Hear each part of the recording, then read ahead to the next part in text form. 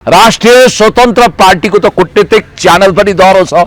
अन्तर्राष्ट्रिय मानवाधिकारवादीसँग पनि ध्यानाकर्षण भएको छ। त्यसकारण अन्तर्राष्ट्रिय मानवाधिकारको उच्च आयुक्तको कार्यालयमा निवेदन दिन सक्ने एउटा कुरो। दोस्रो कुरो भनेको संयुक्त राष्ट्रसङ्घीय मानवाधिकार उच्च आयोगमा गएर अपिल गर्न सक्ने। संयुक्त राष्ट्रसङ्घको महासचिव एन्टोनियो गुटेरेस छ, तपाईले भने जस्तै अपिल गर्न सक्ने। उहाँको न्यायको लागि उहाँ पहिला पनि आउनु भएको थियो। संयुक्त राष्ट्रसङ्घको अनरेबल महासचिव सेक्रेटरी जेनरल नेपाल आउन सक्नुहुन्छ।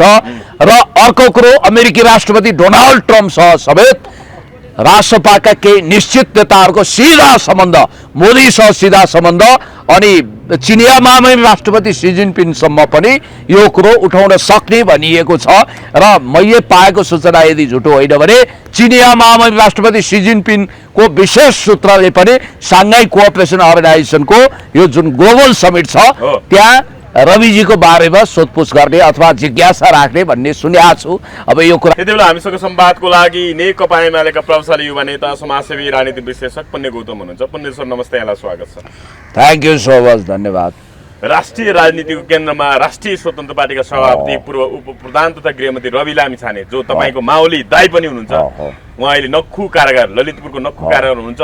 उहाँ छुटाउनको लागि विभिन्न प्रयासहरू भइराखेको छ। यसअघि जिल्ला अदालतमा साउन 19 गते सोमबार उहाँले बरु मैले गल्ती गरेको त छैन, मलाई प्रतिरोध साधियो, तर ठिक छ, मलाई जसरी मुद्दाको अभियोग लगाइएको छ, बिगो मागदाबी गरिएको छ, त्यो बिगो मागदाबी अनुसार मेरो आफ्नो भागमा परेको रकम बराबरको बैंक जमानत बुझाउँछु, बुझाएँ मैले, ल मलाई थुनामुक्त गरिदिनु भनेर जिल्ला अदालत रूपन्देहीमा साउन 19 गते सोमबार उहाँले निवेदन दिनुभयो। तर त्यसको एक हप्ता पछाडि जिल्ला न्यायाधीश नारायण प्रसाद सापकोटाको इजलासले उहाँलाई थुनामै पठाउने आदेश गर्यो साउनको 26 गते सोमबार, एक हप्ता पछाडि। अहिले फेरि रवि लामिछाने, जो राष्ट्रिय स्वतन्त्र पार्टीका सभापति समेत हुनुहुन्छ, पूर्व प्रधान तथा गृहमन्त्री, उहाँ अहिले उच्च अदालत पुग्नु भएको छ। उच्च अदालतले, जिल्ला अदालतले यसअघि जसरी उहाँलाई थुनामै पठाउने आदेश गर्यो त्यसको कैफियत प्रतिवेदन माग गरेको अवस्था छ। अब उच्चबाट छुट्ने कुराहरू चर्चा भइराख्दा यो मुद्दा अन्तर्राष्ट्रियकरण हुँदैछ, अन्तर्राष्ट्रिय अदालत जाने कुराहरू आइरहेको छ, अमेरिका पनि जाने कुराहरू आइरहेको छ भन्ने चाहिँ यो मुद्दालाई, उहाँको मानवाधिकार र न्यायको विषयलाई अन्तर्राष्ट्रियकरण गरिने भन्ने कुराहरू आइरहेको छ। यो विषयमा तपाईँको पछिल्लो अपडेट के छ पुण्य सर? उहाँको मुद्दालाई कसरी हेर्नु भएको छ? उच्च अदालतबाट रवि लामिछाने छुट्नुहुन्छ त? म विश्वास गर्छु कि नेपालको न्यायिक प्रक्रियाबाट खास गरी कैफियत मगाइसकेपछि त्यो विषयमा उच्च अदालतले एउटा राय मसुराको आधारमा उहाँलाई आदेश सहित रिहा गर्नेछ। अझै पनि आशा भरोसा विश्वास गरौँ कि उच्च अदालतको आदेशद्वारा रविजी छुट्ने सम्भावना अझै पनि ज्यूका त्यू छ। केही कथम रविजी त्यो कारणले पनि छुट्नु भएन रे भने मानौ, म यो हाइपोथेटिकल कल्पना गर्छु, मलाई पूरा आशा भरोसा विश्वास छ उहाँ उच्च अदालतको आदेशले छुट्नुहुनेछ। त्यो भएन भने तपाईले भने जस्तो राष्ट्रिय अन्तर्राष्ट्रिय प्रयत्नहरू धेरै हुनेछन्। मैले यो मुद्दा र मानवाधिकार, उहाँको न्याय र मानवाधिकार विषय अन्तर्राष्ट्रियकरण हुँदैछ, अहिले भइसक्यो, सुरु भइसक्यो अवश्य। अब करिब राष्ट्रपति, अमेरिकी राष्ट्रपति डोनाल्ड ट्रम्पलाई भेट्ने कुराहरू, युएनको महासचिव एन्टोनियो गुटेरेसलाई भेट्ने कुराहरू आइरहेछ, के हो यो? राष्ट्रपतिको एकल टुले जाँदैछ भन्ने मैले पनि ठ्याक्कै यही सूचना पाएको थिएँ। अब राष्ट्रिय रूपमा के हुँदैछ, अन्तर्राष्ट्रिय रूपमा के हुँदैछ, म तपाईँलाई संक्षिप्त बताइदिन्छु। राष्ट्रिय स्तरमा अहिले 30 लाखको हस्ताक्षर भइसकेपछि त्यसले एउटा नेसनल क्याम्पेनको रूप लिएको छ। र अन्तर्राष्ट्रिय रूपमा पनि यो कुराको ध्यानाकर्षण भएको हुनाले गाउँ गाउँ बस्ती बस्तीबाट लाखौं मान्छे आएर संसद भवन र सिंहदरबार घेर्दैछन्, मैले पाएको सूचना। सिंहदरबार संसद भवन घेरेर जबसम्म रवि लामिछानेलाई बाइज्जत रिहा गरिँदैन तबसम्म हामी जाँदैनौँ भन्न त पाए नि पिपुलले। पिपुल हो नि त, पिपुल जनता भनेको त्यो अदालत हो जो सर्वोच्च हुन्छ। भगवान र जनताको अदालत नै सर्वोपरि हो भन्ने मान्यतामा उहाँहरूले यसको मतलब यो होइन कि अदालतको न्यायिक प्रक्रियामाथि हडल गर्न खोजेको होइन।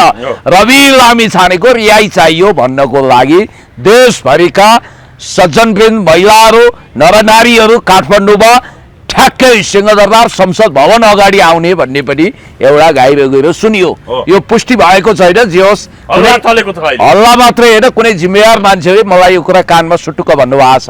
एकैचोटि लाखौं मान्छे काठमाडौँ ओइरे भने के होला, रवि लामिछानेलाई रिहा गर भनेर आवाज बुलन्द गर्न सक्छन्। दोस्रो कुरा के हुन सक्छ भने अब यो मुद्दा यदि उच्च अदालतको फैसला आदेश गरिरहेछन् है यी जनसमुदाय अझै पनि उच्च अदालतको आदेशद्वारा उहाँ रिहा हुनुहुनेछ भन्ने उहाँहरूलाई आशा भरोसा विश्वास छ।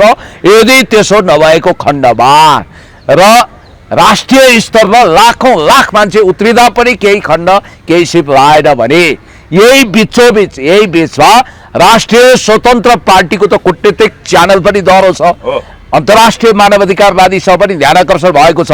त्यसकारण अन्तर्राष्ट्रिय मानवाधिकारको उच्च आयुक्तको कार्यालयमा निवेदन दिन सक्ने एउटा कुरो। दोस्रो कुरो भनेको संयुक्त राष्ट्रसङ्घीय मानवाधिकार उच्च आयोगमा गएर अपिल गर्न सक्ने। संयुक्त राष्ट्रसङ्घको महासचिव एन्टोनियो गुटेरेस छ, तपाईँले भने जस्तै अपिल गर्न सक्ने उहाँको न्यायको लागि। उहाँ पहिला पनि आउनु भएको थियो। संयुक्त राष्ट्रसङ्घको अनरेबल महासचिव सेक्रेटरी जेनरल नेपाल आउन सक्नुहुन्छ। र अर्को कुरो अमेरिकी राष्ट्रपति डोनाल्ड ट्रम्पसँग समेत राष्ट्रपाका केही निश्चित नेताहरूको सिधा सम्बन्ध, मोदीसँग सिधा सम्बन्ध अनि चिनिया महामहिम राष्ट्रपति सी जिनपिङसम्म पनि यो कुरो उठाउन सक्ने भनिएको छ। र मैले पाएको सूचना यदि झुटो होइन भने चिनिया महामहिम राष्ट्रपति सी जिनपिङको विशेष सूत्रले पनि साङ्घाई कोअपरेसन अर्गनाइजेसनको यो जुन ग्लोबल समिट छ त्यहाँ रविजीको बारेमा सोधपुछ गर्ने अथवा जिज्ञासा राख्ने भन्ने सुनेको छु। अब यो कुरा के कति साँचो हो भोलि समयले देखाउला। जे होस्, मलाई त के लाग्छ भने अस्ति कतै स्वर्णिम वाग्लेजी क्यानाडा जाँदा अमेरिका पनि पुग्नु भएको थियो। मैले पाएको सूचना यदि झुटो होइन भने अमेरिकी विदेश मन्त्रीसँग उहाँको गोप्य भेट भयो र डोनाल्ड ट्रम्पसँग विदेश मन्त्री मार्फत रवि लामिछानेको विषयमा ध्यानाकर्षण भएको छ भन्ने कुरो मैले सुनेको छु। जे होस्, हामीलाई अरू कुरो थाहा छैन। रवि लामिछाने भनेको यो देशको भविष्य हो। रवि लामिछानेलाई बिना शर्त अदालतबाट बाइज्जत रिहा गर्नुपर्छ भन्ने मान्यतामा म छु। त्यति नभए पनि उहाँले बाहिर बसेर केस लड्न किन पाउनु भएन? बिगो बराबरको रकम राख्छु बाबा हो, म बाहिर बसेर केस लड्छु भन्दा उहाँले नपाउने। यही सहकारी काण्डका अभियुक्तहरू अपराधीहरू अहिले कहाँ छन् थाहा छैन। ल, तपाईँ जीवी राईको जेठान एकै दिनमा उन्मुक्ति भए। आकाश पताल दुई पताल यत्र तत्र सर्वत्र तीन लोक 14 वन जहाँबाट भने पनि हामी जीवी राईलाई पक्रेर ल्याउँछौँ भन्नेहरूको स्वर आज कहाँ गयो? इन्टरपोलको रेड कर्नर नोटिसको अवस्था के छ?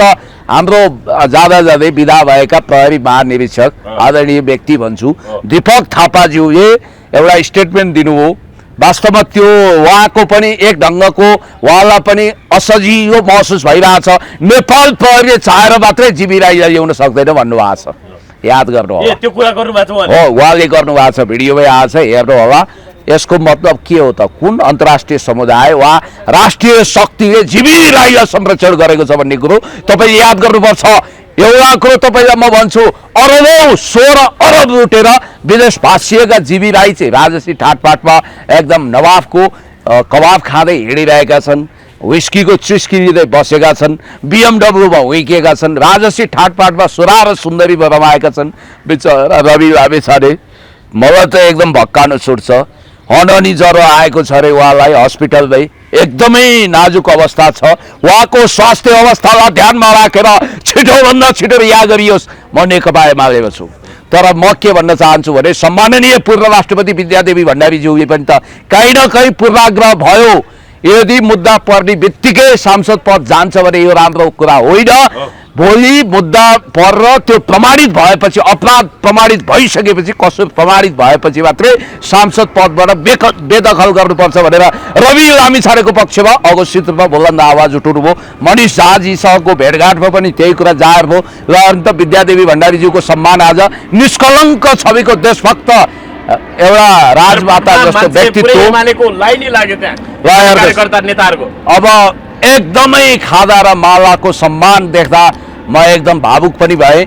र विद्यादेवी भण्डारीज्यूको पार्टी सदस्यता रिन्यू गर्नै पर्छ भन्ने आवाज अहिले देशव्यापी उठिरहेको छ। र जहाँसम्म रवि लामिछानेजीको सवाल छ, उहाँबारे त्यसो भए अमेरिकी राष्ट्रपति डोनाल्ड ट्रम्पले समेत चासो राख्नु थाल्यो। अरे रवि लामिछानेको विषय त ग्लोबलाइजेसन भइसकेको छ, विश्वव्यापीकरण भइसक्यो भने अहिले रवि लामिछानेको स्ट्याटस भनेको पाकिस्तानी जेलमा परेका प्रधानमन्त्री इमरान खानकै तहमा हेरिएको छ रवि लामिछानेलाई। एउटा फरक के भने Imran Khan former prime minister Rabi लामिछानेजी prime minister in waiting future prime भावी मिनिस्टर प्रधानमन्त्री उहाँ चाहिँ future prime minister Rabi Lamichhane former prime मिनिस्टरको इमरान खान यति मात्रै फरक हो हुन त प्रधानमन्त्री हुने इमरान फेरि पनि दोहोरिएर हुन सक्छ म प्रधानमन्त्री हुन्छु म राष्ट्रपति हुन्छु भनेर सपना देख्ने मान्छे के यो देश छोडेर लुसुक्क रक्सौलको बाटो नौतडुवाको बाटो भएर विदेश जान्छ यो कस्तो बेवकुफ कुरा हो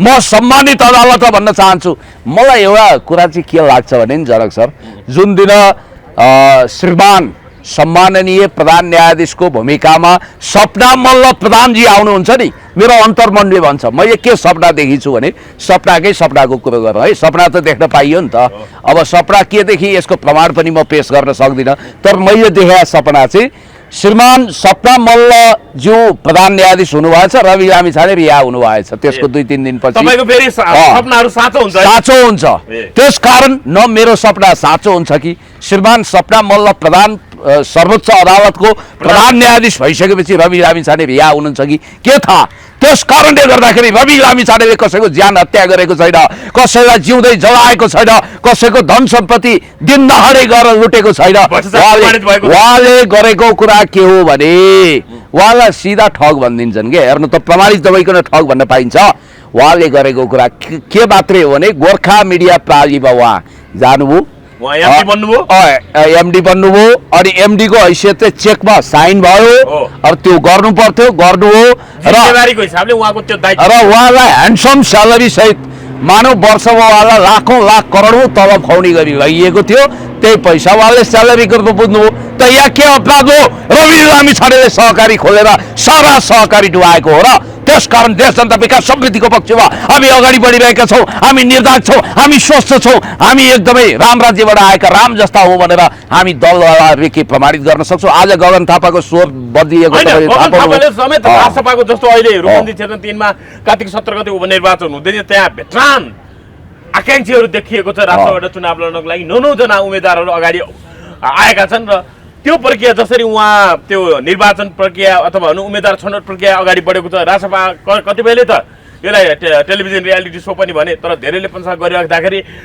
गगन थापा जो हिजो रवि लामिछानेले चिरकोट देखाउँदै रवि लामिछाने 1 अर्ब सहकारी ठगेको प्रमाण देखाइदियो आफैले लिखित फर्म भरेर पेश गरेको कागज देखाइदियो भन्ने थियो तर आज उनी नै राष्ट्रपाको पक्षमा राष्ट्रपाले जसरी यो उम्मेदवार छनौट प्रक्रिया अगाडि बढाएको छ उनी पनि त्यसैमा मिसिएको अथवा उनी पनि त्यसैमा समर्थन गरेको कुराहरू आइरहेको छ के हो एउटा कुरो म तपाईलाई भन्छु एउटा रवि प्रति अन्ततः गगन थापा पनि झुक्न बाध्य भएका हुन् त्यस्तै देखियो एउटा भनाइ छ के काग भन्दा कोइली बाटो कोइली भन्दा गगन बाटो अब चुनाव त आउँदैछ चुनाव आउने भएपछि छेपारो र गगन थापाको बिचमा रङ फेर्ने प्रतिस्पर्धा भयो भने एकजनाले स्ट्याटस देखाएको थियो छेपारो र गगनले जित्छन् भनेर याद गर्नु होला है तपाईलाई म के भन्छु भने गगन थापाले अब रवि लामिछानेलाई अनावश्यक भर्सना गरेर समाप्त पार्न खोजेको कुरोले यो उनले मूल्य चाहिँ मिटर ब्याजमा चुक्ता गर्नुपर्छ रगतको आँसु चुहाउन उनी अभिशप्त बन्दैछन् अब उनले यसो हिसाब किताब लगाए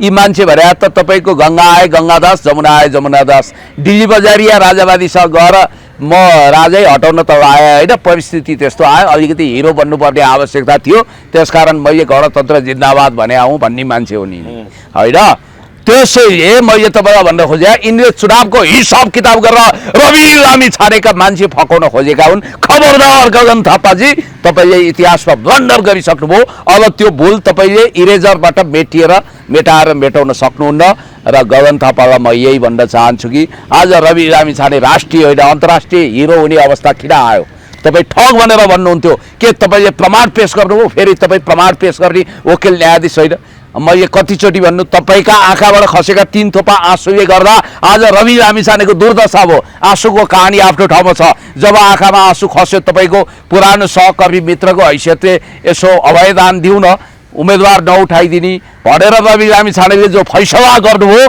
त्यो उहाँको लागि अभिशाप साबित भयो र गगन थापाको लागि लटरी लाग्यो आज एउटा इन्ट्रेस्टिङ कुरो के छ भने रवि लामिछानेको कारण गगन थापा संसदमा छन् गगन थापाको कारण रवि लामिछाने जेलमा छन् फरक यो छ। त्यसैले रविजीको ढाडमा टेकेर टाउकोमा हानेका गगन थापाले अहिले जस्तो इलेक्सन कन्स्टिट्युएन्सीमा भैरवाबा जुन क्यान्डिडेट छनौट गर्ने होइन निर्वाचन क्षेत्रमा उम्मेदवार छनौट गर्दा समथिङ एकजना खरेल जी अलिकति अगाडि सुलभ खरेलको पल्ला अलिकति भारी भएको भन्ने छ। एकदम ट्रान्सपरेन्ट तरिकाले जवाफदेही तरिकाले उम्मेदवारहरूको योग्यता क्षमता ट्र्याक रेकर्ड हिस्ट्री योगदान सामाजिक मूल्यवत्ता छानेर मात्रै ती कुराहरूमा जाँच परख गरेर मात्रै 24 क्यारेटको त मान्छे हुन सक्दैन। भगवानमा पनि कमजोरी हुन्छ। सबभन्दा राम्रो को त बेटर एमङ द वर्स्ट भने होइन असल मध्ये पनि उत्कृष्ट असल को त्यो छनौट गर्न जुन प्रक्रिया त्यो राम्रो हो नि गगन थापा पनि प्रशंसा गर्न बाध्य भएछन् अहिले। त्यसको प्रशंसा उनले किन गरे भने भ्रममा पार्न फेरि दुई कारण। एउटा नेपाली कांग्रेसभित्र गगन थापाले युवाको नाममा प्रशस्त मान्छेलाई आगामी चुनावमा टिकट दिलाउन चाहन्छन् महाधिवेशनमा प्रतिनिधि बनाउन चाहन्छन् यो कारण एउटा। दोस्रो अब जसरी हुन्छ रवि लामिछानेलाई नखो कारागारमा जानको लागि त रिजाउनु पर्यो नि त। त्यही कारणले रवि लामिछानेसँग गएर फेरि सरेन्डर गर्ने यिनको योजना हो। पार्लियामेन्टमा एउटा ट्रेलर त उनले देखाए होइन रवि लामिछानेको हल्का समर्थन गरे जस्तो पनि गरे होइन। त्यस कारणले गर्दाखेरि म तपाईँलाई के भन्छु भने आजको मितिमा रवि लामिछाने भनेको देशको एउटा यस्तो जाजल्यवान व्यक्ति हो। रवि लामिछाने नामक यो आदि यो सैलाब यो तुफानलाई यदि तपाईँले बोक्नु हो भने तपाईँलाई तहस तहस बनाउन सक्छ। सम्माननीय प्रधानमन्त्री केपी शर्मा ओलीज्यू भने त चाणक्य जतिकै बाटो हुनुहुन्छ भोलि रविजीसँग प्याचअप पनि गर्न सक्नुहुन्छ। हेर्नु राजनीति भने कस्तो हुँदो रहेछ भने नि जनकजी एउटा तुफान आयो केही कथन रवि लामिछानेले सफाई पाउनु हो भने 84 अगाडि शेरबहादुर देउवाको ठाउँमा रवि लामिछाने प्रधानमन्त्री भएर सत्ता गठबन्धन हुन सक्छ। किन भन्दैनौ शेखर कोइराला आफू नबन्ने अवस्थामा के गर्छन् देउवालाई त स्वीकार्दैनन् गगनलाई पनि रविसँग सम्बन्ध बढाउनु छ। अब यहाँ नयाँ समीकरण कसरी अगाडि बढ्न सक्छ भने अनि केपी शर्मा ओली पनि परिस्थिति अनुसार आफूलाई ढाल्न बहुत सिपालु हुनुहुन्छ। चुनावी सरकार कांग्रेसको नेतृत्वमा ओलीजीले देख्न नचाहने अवस्था हुन सक्छ।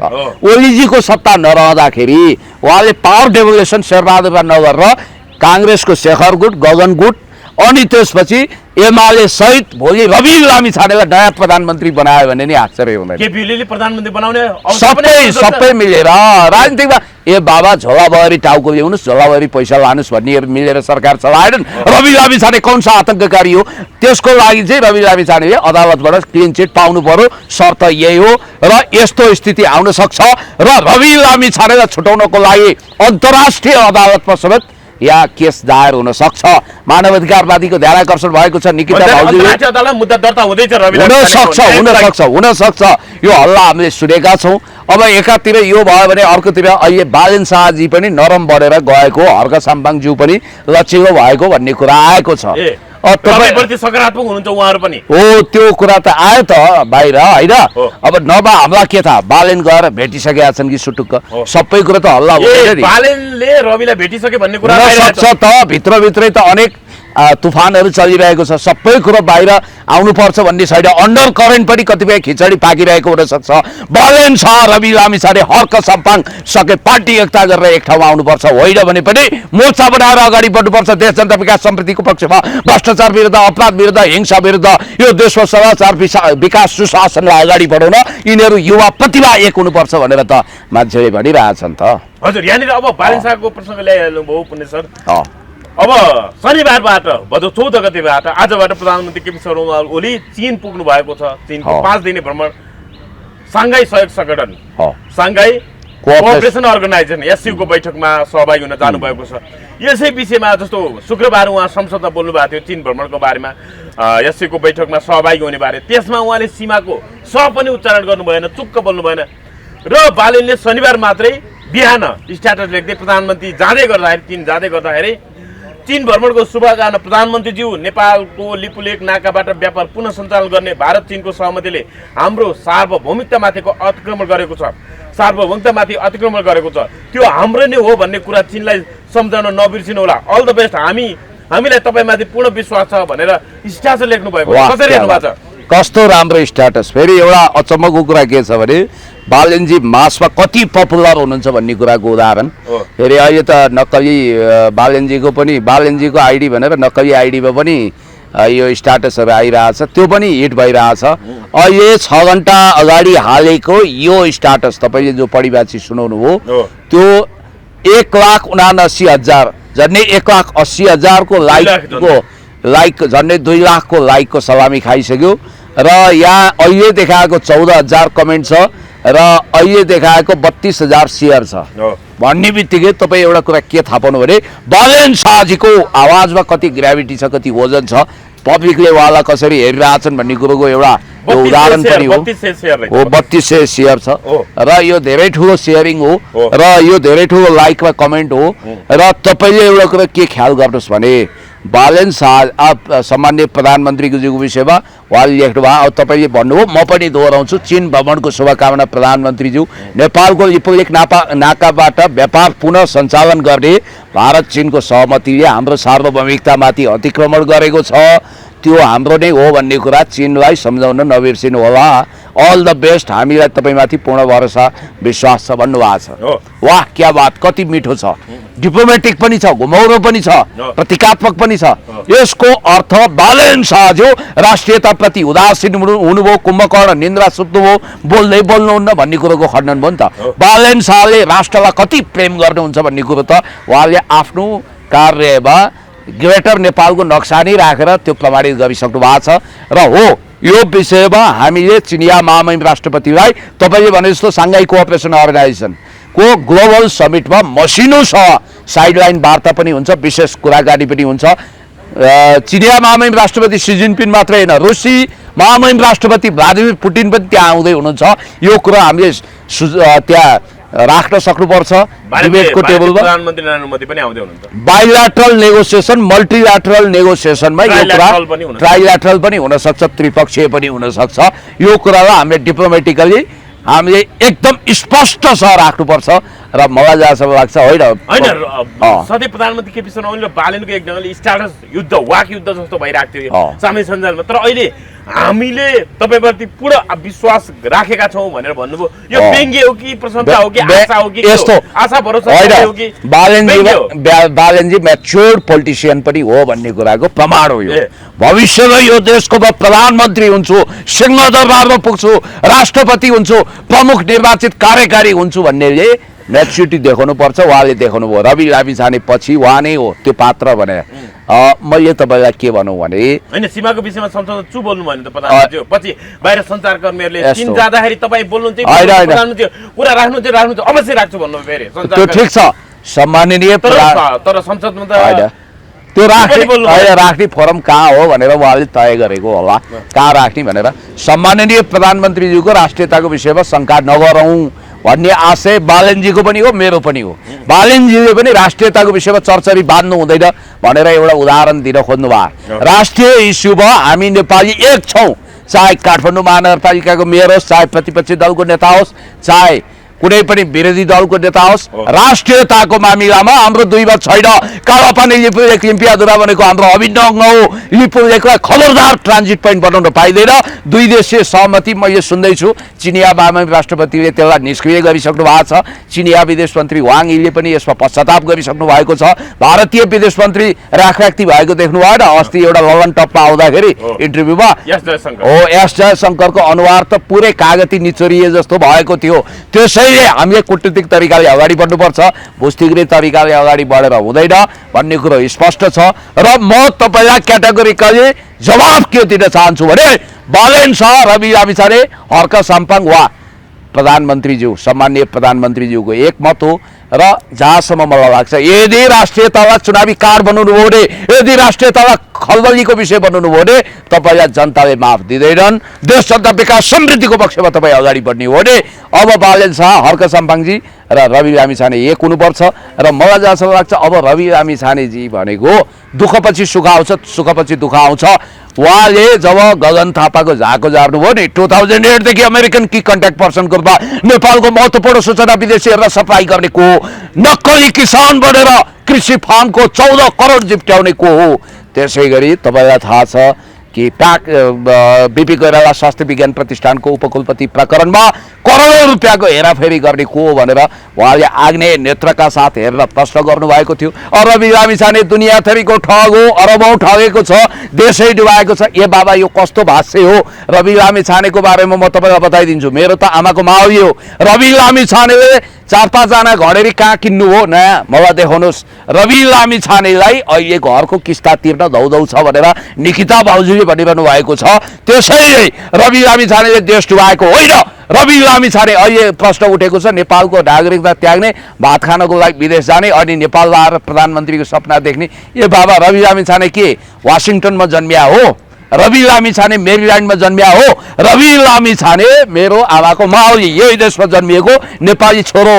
जसो गर जे भन जतासुकै लैजाऊ मलाई, यो मन त मेरो नेपाली हो। रवि लामिछानेले परिस्थितिवश त्यो नगर्नु पर्थ्यो, के बाध्यता भयो, अमेरिकामा टिक्नु पर्यो होला, सम्झौता गर्नु पर्यो होला, तर उहाँले राष्ट्र विरुद्ध गद्दारी गर्नुभएको छैन।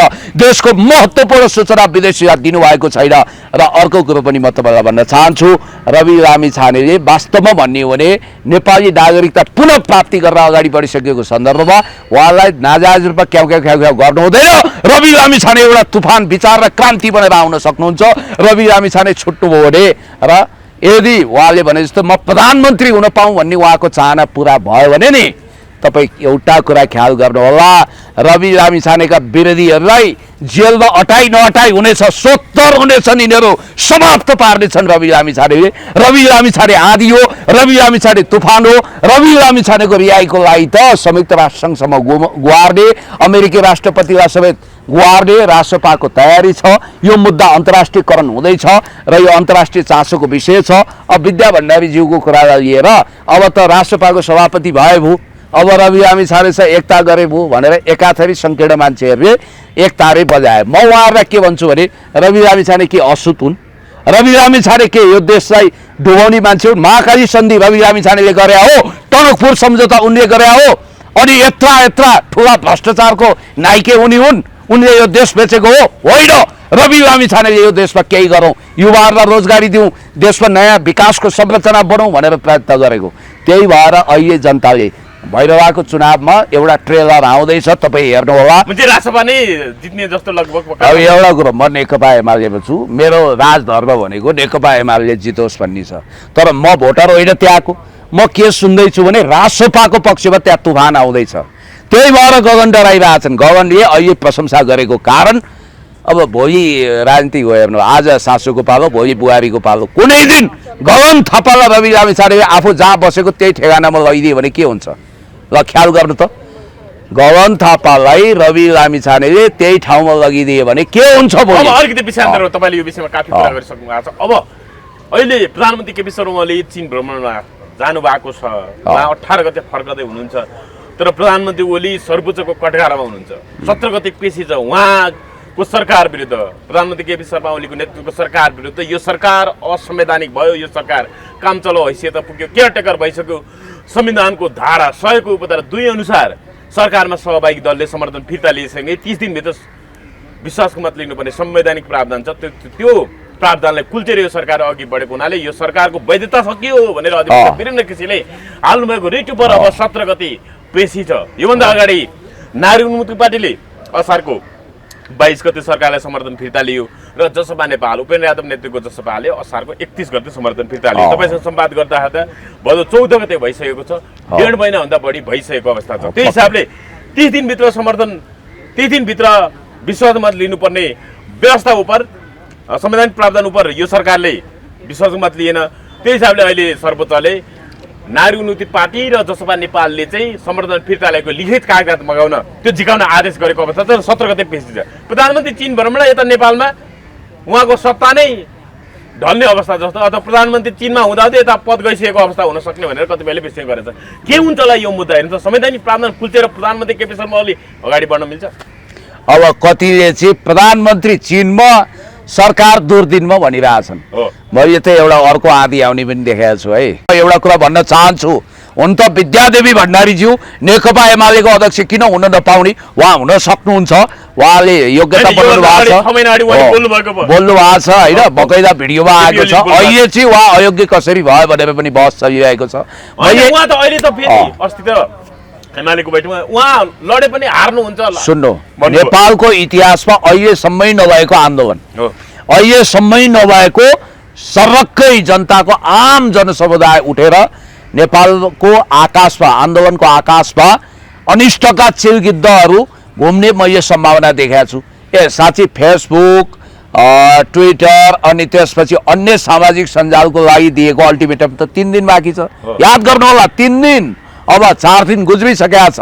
पृथ्वी सुब्बा गुरुङज्यू सञ्चार मन्त्रीको हैसियतले उहाँले क्याटेगोरिकली क्याबिनेटको निर्णय सार्वजनिक गर्ने ठाउँमा अब सामाजिक सञ्जाल दर्ता नहुन आएमा, जस्तो टिकटक मात्रै दर्ता भएको देखियो, टिकटक र अरू के अरू मलाई लाग्छ दर्जनौं यस्ता एप्सहरू नेपालमा दर्ता भएका छैनन्।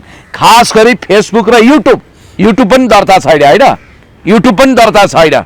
याद गर्नु होला, फेसबुक युट्युब नेपालमा दर्ता गर्नु, यहीँबाट मोनिटाइज गर्नुपर्छ भन्ने चाहना त ठिकै हो, तर यो दर्ता नगर्दा रोक्ने भन्ने कुरा छ नि, यसले नेपालमा तपाईँको लाखौं लाख मान्छे सडकमा आइदिन सक्छन्। अरबौं रेमिटेन्स भित्रिन्छ। धेरै मान्छेले रोजगारी पाएका छन्, धेरै मान्छे इङ्गेज भएका छन्। यत्रो बेरोजगारको भिडलाई तपाईँ थाम्न सक्नुहुन्छ? तपाईँ किन डराइरहनु भएको छ? यो गगन थापाजीको पनि आन्तरिक पोलिसी हो के मिडियामा हामीभन्दा ज्यादा रवि लामिछाने, बालेन शाह, हर्क साम्पाङ आदि इत्यादि केही नभए पनि मन्त्रीको भन्दा ज्यादा उहाँहरूको धेरै चर्चा भएन।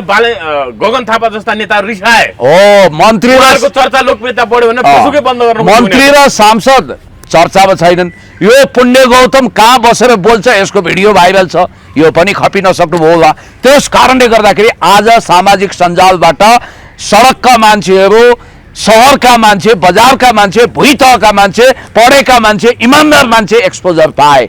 मन्त्री सांसदहरू हेरेका हेरै भए। यो कारणले ईर्ष्या हो कि जस्तो एउटाले लेख्नुभयो कि किन सामाजिक सञ्जाल बन्द हुन्छ अरे भने बालेन शाहको यो पोस्ट भाइरल भयो नि, यही देखेर अरे क्या, उसको चाहिँ त्यत्रो आउने, हामीले राखेको चाहिँ 20 लाख 30 लाख पनि नआउने, दुईटालाई सेयर गर्नु पनि हेलो सर त्यहाँ यसो गरौँ न, यहाँ फलानाज्यूले मान्यज्यूको आदेश छ, त्यो 5 जनालाई सेयर गर्नु भनिदिनु, भरे खाममा यसो मोटो खाम आउँछ भनिदिनु पर्ने अवस्था किन आयो? याद गर्नु होला। त्यस कारणले गर्दाखेरि सामाजिक सञ्जाल हाम्रो विरोधी होइन, हामीले सामाजिक सञ्जाललाई उपयोग गर्नुपर्छ। अब नेपालमा दर्ता गर्न आउँदैन। अब मार्क जुकरबर्ग जिद्दी छ, अरबपति खरबपति हो, डलर खरबपति हो, अनि ऊ किन आउँछ यहाँ झुकेर? युट्युबवाला पनि यहाँ आउँदैन, सिङ्गापुरमा होला उसको अफिस। त्यस कारणले गर्दाखेरि आउँदा त राम्रै हुन्छ। यो अनावश्यक रूपमा सामाजिक सञ्जाललाई चलाउने कामले अर्को अनिष्ट आउँछ। अब जहाँसम्म तपाईँले भन्नुभयो, अघि एउटा प्रश्न राख्नुभयो सरकारको वैधताको विषय,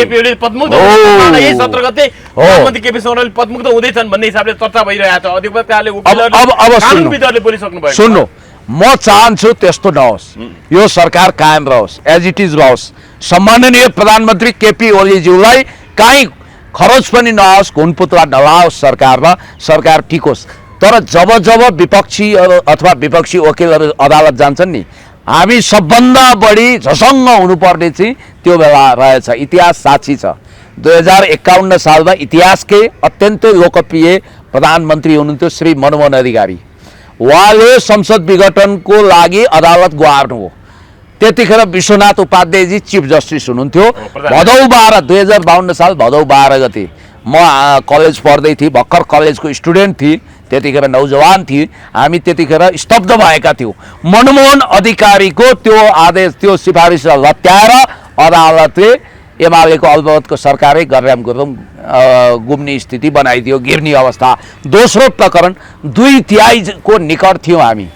वाह क्या बात, हामी एकदम फुलेल थियौँ, हामी मक्ख थियौँ। चोलेन्द्र शमशेर जङ्गबहादुर राणाको इजलासले हाम्रो सरकारलाई नै बारदली पो पुऱ्याइदियो होला। जा यस पटक पनि छिरिमले घाम पो फुटाउन सक्ने, नपत्याउने खोलाले बग्न सक्ने, यस्तो खालको मामुली ठानिएको हनुमानले लङ्का जलाउन सक्ने भने चाहिँ हामी सुस्तरी जाँदै गर्दा अदालतले स्वाट्टै हामीलाई भित्तामा पुऱ्याइदिने हो कि होइन?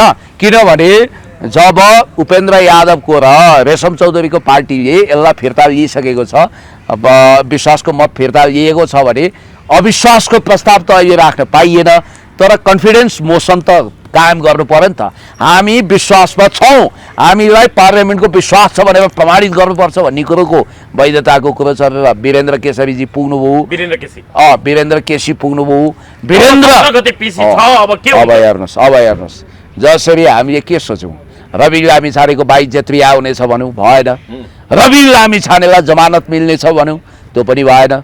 अब सरकारको वैधतालाई उसले स्वीकृत गर्छ भन्ने पनि केही जरुरी छैन। सुन्नु न, जे पनि हुन सक्ने भयो। म त चाहन्छु नढलोस्, सरकार कायम रहोस्। अब ढल्यो भने के हुन्छ? अनन्त सम्भावनाको खेल हुन्छ। ढल्यो भने एउटा सम्भावना शेरबहादुर देउवा र केपी शर्मा ओलीज्यूले फेरि सरकार नयाँ तरिकाले बनाउनु हुनेछ। अब त्यसलाई विश्वासको मत चाहिएला नि। विश्वासको मत पाएन भने नि नयाँ सरकार त उहाँहरूले बनाउनु होला। अथवा यो पनि सम्भावना छ कि नेकपा एमाले र नेपाली काङ्ग्रेसभित्रै रणको मच्चिन्छ, अथवा नेपाली काङ्ग्रेसभित्रको रणको कारण नेकपा एमाले त केपी शर्मा ओलीज्यूलाई प्रधानमन्त्रीको रूपमा देख्न चाहने समूह छँदैछ। काङ्ग्रेसमा चाहिँ यो सरकारको विषय लिएर अनेक टिक्का टिप्पणी हुनसक्छ। नम्बर 2। नम्बर 3 राजनीति हो। काङ्ग्रेसले नयाँ सिराबाट कोर्स सुरु गर्न सक्छ। रासोपाला उप प्रधानमन्त्री सहित नयाँ सरकारको फर्मेसन माओवादी सहित गर्न सक्छ। यो बिचमा एउटा कुरा ख्याल गर्नु होला, घोड रेसको, घोड सवारीको कालो औँसीको रातको कालो घोडा साबित अत्यन्तै चतुर, परम चतुर प्रचण्डले जहाँ पनि दाउपेच लडाउन सक्छन्। त्यही भएर केही भर छैन। ऊ देख्नु भएन, जेलमा गएर रवि लामिछानेलाई भेटेर तारतम्य मिलाए। यिनको दाउपेच के रहेछ भने अब बाबुराम भट्टराई जुगा मुसारी रहेछन्, गोर्खामा रविजीको समर्थनमा उठ्छु भनेर पुष्पकमल दाहाल प्रचण्डलाई सबैलाई उपयोग गरेपछि एकचोटि रविलाई वाइडट उपयोग गरौँ भनेर, जसको कारण उनी गोर्खा गएको थिए नि चितवनबाट, त्यही मान्छेसँग छलफल गर्न गए। उनी रविको रिहाई आन्तरिक रूपमा चाहँदैनन्, यो बेग्लै कुरा हो। तर पुष्पकमल दाहालले त्यहाँ बुद्धि लगाए, त्यहाँ विचार पुर्याए, भविष्यलाई हेरे। त्यसैले अब जनार्दन शर्माको अर्को टेन्सन भाउतो छ। अब ल हेर्नु, जनार्दन शर्माले के भनिरहेछन्। अब विप्लव कहाँ गइदिए प्रचण्ड, अब उनी बाठा छन्। त्यसकारण राजनीतिक नेपालको राष्ट्रिय राजनीतिमा मौसमले कतिखेर के मोड दिन्छ थाहा छैन। त्यसैले मलाई जहाँसम्म लाग्छ यो सरकारको वैधतामाथि प्रश्न उठेर सर्वोच्च अदालतमा वकिलहरू ढकढक हुन गएका छन्। ढोका सर्वोच्च अदालत हो, त्यहाँबाट जे पनि हुनसक्छ। र याद गर्नुहोला, अदालत एमालेको हकमा त्यति धेरै प्रिय भएको छैन। अर्को दुःखद र अप्रिय समाचार केपी शर्मा ओलीले सुन्नु नपरोस्। कालापानी लिम्पियाद्वारा नेपालको हो भनेर नेपालको आधिकारिक नक्सा संयुक्त राष्ट्रसङ्घको जेनरल एसेम्ब्लीमा पछारियोस्, त्यहाँ अनुमोदन होस्। तीनमा कुरा गर्न सक्नु होला उहाँले। होइन, म साँचो बोल्छु, कुरा त गर्नुहुन्छ। किनभने कालापानी लिम्पियाद्वारा सहितको चुच्चे नक्सा प्रकाशित भयो। अब मैले सुनेको चाहिँ रवि लामिछानेले जेलबाट सम्माननीय प्रधानमन्त्रीलाई लिखित सन्देश यस्तै केही पठाउनु भएको छ अरे।